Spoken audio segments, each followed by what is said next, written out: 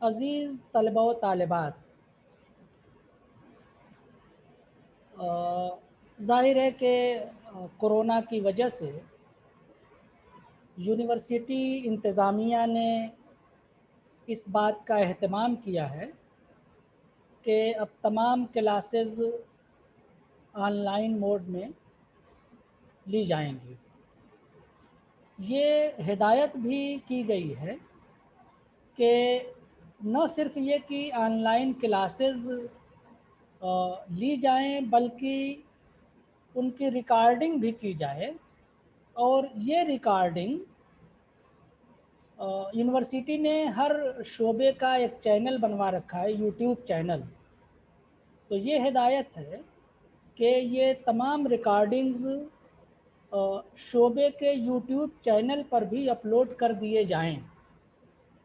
उसके पीछे मकसद सिर्फ इतना है कि जो तलबा किसी वजह से या नेटवर्क की परेशानी की वजह से बरवक्त क्लास में शामिल नहीं हो सकें, या क्लास के में नेटवर्क की परेशानी की वजह से लेक्चर का फ़ायदा न उठा सकें, वो जब भी उनको आसानी हो और जब भी वो मुनासिब समझें, तो शोबे के यूट्यूब चैनल से इन लेक्चर्स को दोबारा सुन लें और उनसे फ़ायदा उठा सकें। ये मकसद है इसका ख़ास।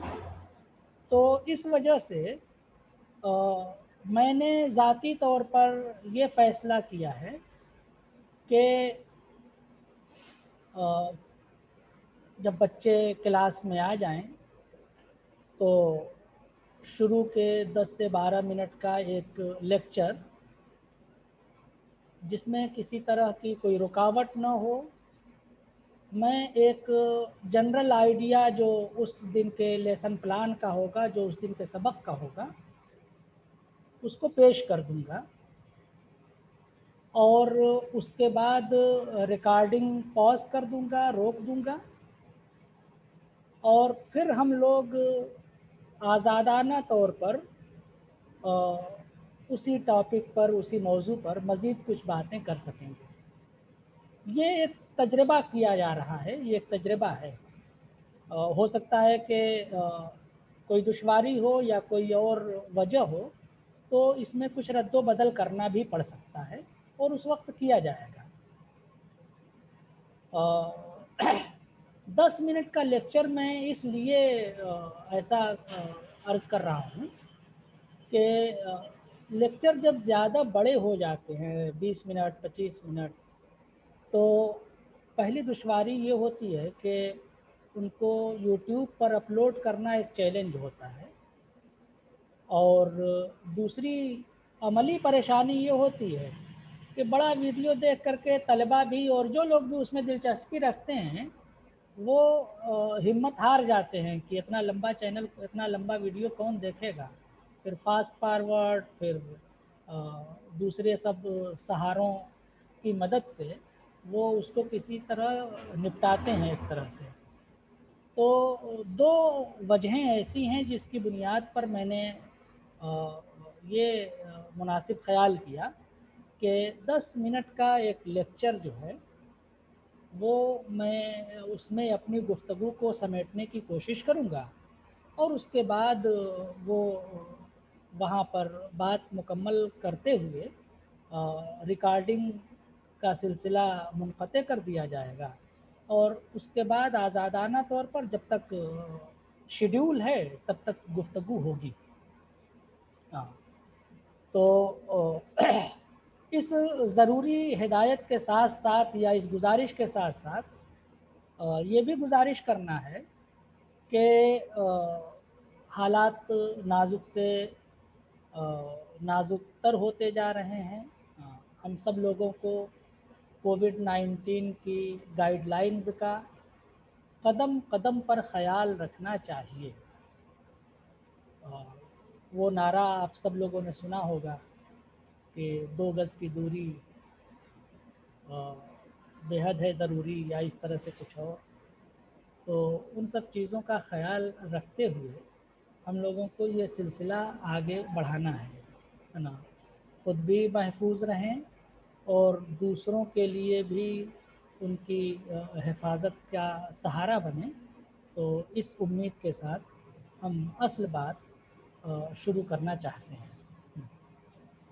मैं ये देख रहा हूँ कि नेटवर्क की कमज़ोरी या ख़राबी की वजह से लोग जुड़ भी रहे हैं और लोगों का सिलसिला मुनक़ते भी होता रहता है। एक शेर है कि गुल उसी शाख से टूटते भी रहे और उसी शाख से फूटते भी रहे। तो दूसरा शेर वो सब लोगों ने सुना होगा कि मैं अकेला ही चला था जानिबे मंजिल मगर लोग साथ आते गए और कारवां बनता गया। तो लोग आते हैं, जुड़ते हैं, सिलसिला मुनक़ते हो जाता है, चले जाते हैं, है ना। और एक दो लोग जुड़ते हैं, फिर अच्छे खासे लोगों का एक काफ़िला सा बन जाता है।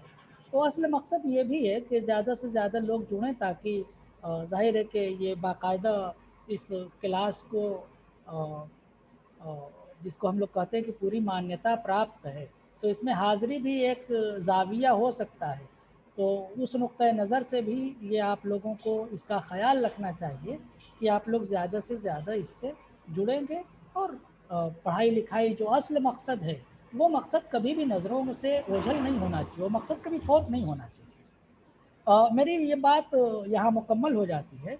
अब इसी के साथ मैं 2, 4, 5 मिनट में, चूँकि आज बहुत सारी इज़ाफ़ी बातें भी हो गई हैं, तो जो असल बात है वो थोड़ा इख्तिसार के साथ मैं बयान करना चाहता हूँ। ये बात कल हुई थी कि कसीदा एक सिनफ़े शायरी है। बहुत सारी शायरी की असनाफ़ हैं। नज़्म है, अभी पिछले सेमेस्टर में आपने मरसिया का मुताला किया था और उसके साथ साथ गज़लें भी यकीनन पढ़ रखी हैं। तो हर शेरी सिन्फ़ का एक मिज़ाज होता है और उसके कुछ उसूल व ज़वाबित और कुछ अदब आदाब भी होते हैं। मिसाल के तौर पर जब हम गज़ल की बात करते हैं, तो गज़ल में कहानी मेरी रूदादे जहाँ मालूम होती है, जो सुनता है उसी की दास्तां मालूम होती है। गज़ल में ज़ात भी है, कायनात भी है, हमारी बात भी है और तुम्हारी बात भी है। हो सकता है कि एक आध लफ्ज़ का कुछ हेर फेर हो। ये आले अहमद सुरूर का गालिबन शेर है।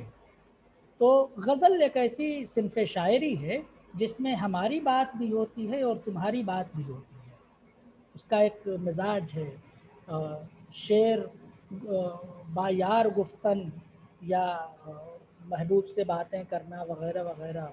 मरसिया, उसके बारे में बहुत तफ़सील से आपने पिछले सेमेस्टर में पढ़ा कि मरसिए की अक़साम क्या हैं या क्या-क्या चीज़ें एक मरसिए को मरसिया बनाती हैं और उसके अज्ज़ाए तरकीबी क्या-क्या होते हैं। तो इसी तरह से कसीदा भी एक सिन्फ़े शेरी है, एक शेरी सिन्फ़ है जिसके कुछ उसूल और ज़वाबित हैं, जिनकी शनाख्त के कुछ कायदे और ज़ाब्ते बने हुए हैं, है ना।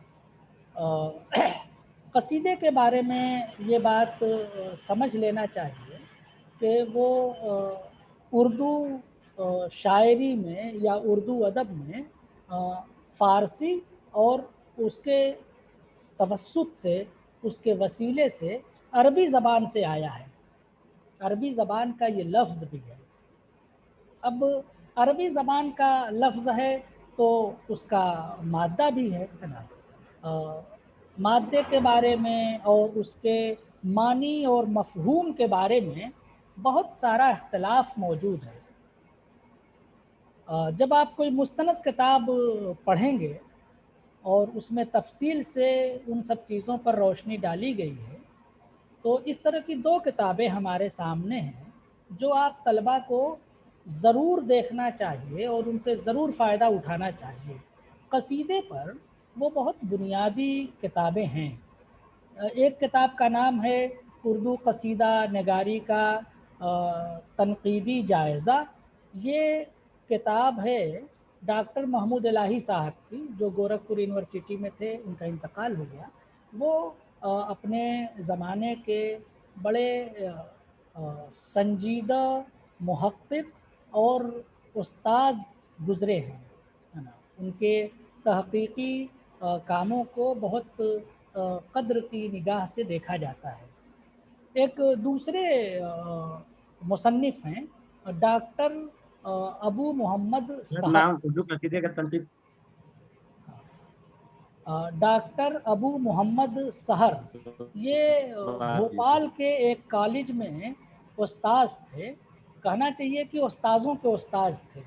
एक प्रोफेसर सैयद हनीफ नकवी साहब एक माये नाज मुहक्किक गुज़रे हैं बनारस हिंदू यूनिवर्सिटी में, तो उनका इंतकाल हो गया। तो अबू मोहम्मद सहर साहब उनके उस्ताद, उनके सुपरवाइज़र थे। और उनकी एक बहुत मशहूर किताब है उर्दू में कसीदा नगारी। तख्लीक कार पब्लिशर दिल्ली के एक पब्लिशिंग हाउस है, उसने उनकी वो किताब शाये की है। तो इन दो किताबों का मुताला कसीदे पर काम करने वालों के लिए, या कसीदे से जिन लोगों को दिलचस्पी है और जो लोग कसीदे के फ़न को और उसकी बारीकियों को, कसीदे की नज़ाकतों को, कसीदे की अहमियत को समझना और परखना चाहते हैं, उन लोगों के लिए ये दोनों किताबें बहुत बुनियादी माख़ज़ का दर्जा रखती हैं। तो मेरी तलबा से गुजारिश है कि वो इन दोनों किताबों को ज़रूर अपने मुताले में रखें। जो महमूद इलाही साहब की किताब है उर्दू कसीदा नगारी का तनकीदी जायज़ा, ये उत्तर प्रदेश उर्दू अकेडमी ने शाये की है, और ये ज़ाहिर है कि उसकी किताबें बड़ी सस्ती कीमतों पर हमको मिल जाती हैं। तो ये किताब तो लाज़िमन आपके पास होना चाहिए। उसके अलावा भी कुछ किताबें हैं जो मेरा अपना मानना ये है कि उनमें से बहुत सारे शोरा के अलग अलग इनफरादी शायरों के कसीदों पर किताबें लिखी गई हैं। तो उन किताबों से भी कुछ फ़ायदा उठाया जा सकता है। मिसाल के तौर पर हमारे मशहूर शायर मिर्ज़ा मोहम्मद रफ़ी सौदा, गज़ल में भी उनका अपना एक मकाम और मर्तबा है, लेकिन वो शनाख्त रखते हैं एक बड़े मशहूर कसीदा नगार की हैसियत से। तो उनका कोई मोनोग्राफ है, या सौदा नाम से एक किताब है शेख चाँद की, तो उसमें जो कसीदा नगारी के ज़िम्न में बहस है, उसको भी पढ़ा जा सकता है। इसके अलावा फ़रहंग कुल्लियात फ़रहंग क़साइद ज़ौक़ के नाम से एक ख़ातून ने, दिल्ली की कोई हैं, उन्होंने काम किया है, वो किताबी सूरत में छप गया है। तो उससे ज़ौक़ के कसीदों को समझने में बहुत मदद मिल सकती है। ज़ौक़ के कसीदों को समझने के लिए ख़ास तवज्जो और इन्हमाक की ज़रूरत इसलिए भी है कि ज़ौक़ के कसीदों में बड़ी सारी तलमीहात, बहुत सारी इस्तिलाहात और मुख्तलिफ़ उलूम फ़नून की लफ्ज़ियात इस तरह से मौजूद हैं कि जब तक उन पर सैर हासिल गुफ्तगू नहीं होगी, जब तक उन तमाम चीज़ों को समझा नहीं जा सकेगा, तब तक किसी शायर के मकाम व मर्तबे का, उसकी लफ्ज़ियात का और उसके फ़हम व इदराक का और उसकी क़ुव्वत तख़य्युल का और अल्फाज के पारखी की हैसियत से उसका क्या मुकाम व मर्तबा है, उसका तय्युन नहीं किया जा सकता। तो मुख्तसरन मैं सिर्फ़ ये अर्ज़ करना चाहता हूँ कि जो कसीदे पर बहुत बुनियादी किताबें हैं, वो आप लोगों के मुताले में रहना चाहिए। बाकी लेक्चर, क्लासरूम, ये सब चीज़ें तो चलती ही रहेंगी, लेकिन जब तक बराह रास्त किताबों से आप फ़ायदा नहीं उठाएँगे, तो चीज़ें ज़हन से सरकती जाती हैं, निकल जाती हैं। तो ये चंद ज़िमनी बातें थी। बात ये हो रही थी कि कसीदा जो है वो अरबी ज़बान से पहले फ़ारसी में اور پھر فارسی کے توسط سے، فارسی کے وسیلے سے اردو میں آیا۔ تو چونکہ فارسی کے وسیلے سے آیا تھا، اس لیے اردو قصیدے پر جو چھاپ ہے وہ ایرانی اثرات کی زیادہ ہے بنسبت عربی اثرات کے۔ جب ہم عربی ادب کی تاریخ کا مطالعہ کرتے ہیں تو اسلامی دور سے پہلے ہم دور جاہلی سے اس کی شروعات، اس کا آغاز تسلیم کرتے ہیں نا، اور جب دور جاہلیت میں پہنچتے ہیں تو اس میں جو قصائد کی بڑی مشہور تخلیقات ہیں ان کو ہم لوگ معلقہ کے نام سے جانتے ہیں۔ سبا معلقہ، سبا 7 کو کہتے ہیں، تو 7 معلقات بہت مشہور ہوئے تھے۔ معلقات کی کہانی بھی بڑی دلچسپ ہے۔ یہ سب جاہلی دور کے شعراء تھے۔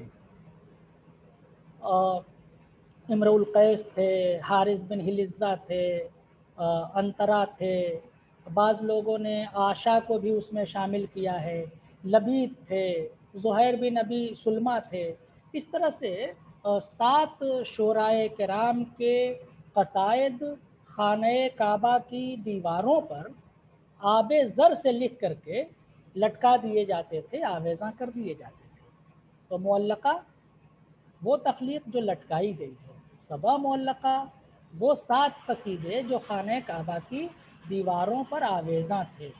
خانہ کعبہ کو ایک محترم درجہ ہمیشہ سے حاصل رہا ہے، اور ظاہر ہے کہ اس کی ایک مذہبی اور بہت زیادہ تہذیبی حیثیت بھی ہے۔ اور دور جاہلی میں بھی قریش مکہ کی اہمیت اس لیے تھی کہ وہ حاجیوں کی خاطر تواضع کا ذمہ انہی کا تھا، اس لیے وہ سب بڑے قدر کی نگاہ سے دیکھے جاتے تھے۔ تو خانہ کعبہ کی دیواروں پر اگر قصیدے یا شاعری کے نمونے یا تخلیقات آویزاں کی جاتی تھی تو یہ اس شاعر کے لیے بڑے اعزاز اور اکرام کی بات تھی۔ ہوتا یہ تھا کہ طائف جو عرب کا شہر ہے، اس سے قریب ایک بازار لگتا تھا اوکاز نام کی جگہ پر، اور اس کو سوق اوکاز کہتے تھے۔ اوکاز کا بازار، وہ ایک میلہ لگتا تھا، میلے کا باقاعدہ اہتمام کیا جاتا تھا، اس میں تمام قبائل آتے تھے، قبائل کے ساتھ ساتھ ان کے شاعر بھی آتے تھے، محفلیں